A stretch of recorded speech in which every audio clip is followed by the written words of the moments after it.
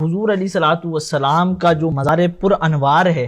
اس کے بارے میں کہا جاتا ہے کہ یہ عرش سے بھی افضل ہے،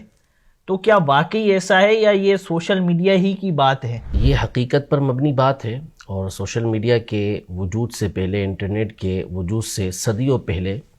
علماء اس بات کی صراحت کر چکے ہیں کہ نبی پاک صلی اللہ تعالیٰ علیہ وآلہ وسلم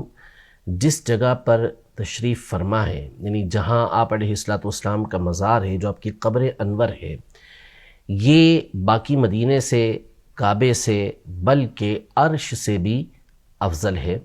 اس بات کی وضاحت و صراحت اور اس کے بارے میں بالکل کھلے الفاظ کے اندر اجلہ علماء نے، محدثین نے اس کا ذکر کیا ہے، جن میں ایک بنیادی ہستی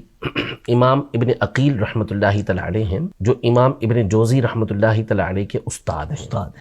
ابن الجوزی رحمۃ اللہ تعالیٰ علیہ بڑی مشہور و معروف ہستی ہیں، فقہ کے اندر بھی ان کا بڑا نام ہے، حدیث میں بھی بڑا نام ہے۔ تو امام ابن عقیل رحمۃ اللہ تعالیٰ علیہ، انہوں نے اس بات کی صراحت کی ہے کہ اس پر علماء کا، اہل علم کا اجماع ہے کہ نبی پاک صلی اللہ تعالیٰ علیہ وآلہ وسلم کی قبر انور یہ عرش سے بھی افضل ہے۔ اب یہ جو امام ابن عقیل رحمۃ اللہ تعالیٰ علیہ ہیں، ان کی دیگر باتوں کے علاوہ میں صرف دو باتیں آپ کے سامنے ذکر کرتا ہوں۔ ایک تو یہ کہ یہ وہ ہستی ہیں کہ جنہوں نے ایک کتاب لکھی ہے کتاب الفنون کے نام سے، اور یہ کتاب الفنون 200 جلدوں پر مبنی کتاب ہے، یعنی یہ اس کے 200 وولیم ہیں اس کے، اگرچہ کہ یہ تاتاریوں کے حملے کے وقت ضائع ہو گئی اور اس کے صرف 2 جز باقی رہے، 2 حصے یہ چھپے ہیں، تو اتنی بڑی کتاب ہی ایک ان کی کتاب ہے۔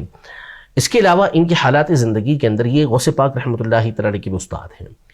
ان کے حالات زندگی کے اندر یہ مذکور ہے، یہ لکھا ہے علماء نے کہ یہ ارشاد فرماتے ہیں کہ سمجھانے کے لیے کہ کس طرح انہوں نے اپنے وقت کو، اپنے ٹائم کو مینج کیا ہوا تھا، کہ اگر قیامت کے دن مجھ سے میرے وقت کے بارے میں سوال کیا جائے کہ میں نے کس وقت کیا کام کیا ہے، تو میں اس بات کی صلاحیت رکھتا ہوں اور میرے پاس اس کا جواب ہوگا کہ میں نے اپنے وقت کو کس انداز کے اندر صرف کیا ہے، ماشاءاللہ، کس انداز میں نے کس وقت میں نے کیا کام کیا ہے، وہ ساری باتیں میں بیان کر سکتا ہوں۔ یہ امام ابن عقیل۔ اس کے علاوہ امام خفاجی رحمۃ اللہ تعالیٰ علیہ، شہاب الدین خفاجی رحمۃ اللہ تعالیٰ علیہ، انہوں نے نسیم الریاض کے اندر، امام شمس الدین سخاوی رحمۃ اللہ تعالیٰ علیہ،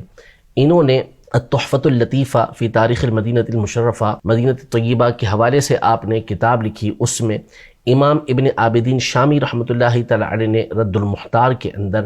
اور کئی اجلہ علماء نے، امام رملی رحمۃ اللہ تعالیٰ علیہ،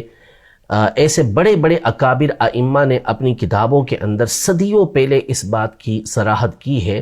کہ نبی پاک صلی اللہ تعالیٰ علیہ وآلہ وسلم کا روضہ انور، آپ کی قبر انور، یہ عرش سے بھی اعلیٰ ہے۔ تو یہ کوئی آج کی بات یا 100 سال پرانی نکالی ہوئی بات نہیں ہے، بلکہ صدیوں سے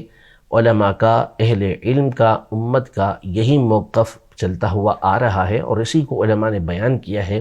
کہ نبی پاک صلی اللہ علیہ وسلم کی قبر انور یہ عرش سے بھی افضل و اعلیٰ ہے۔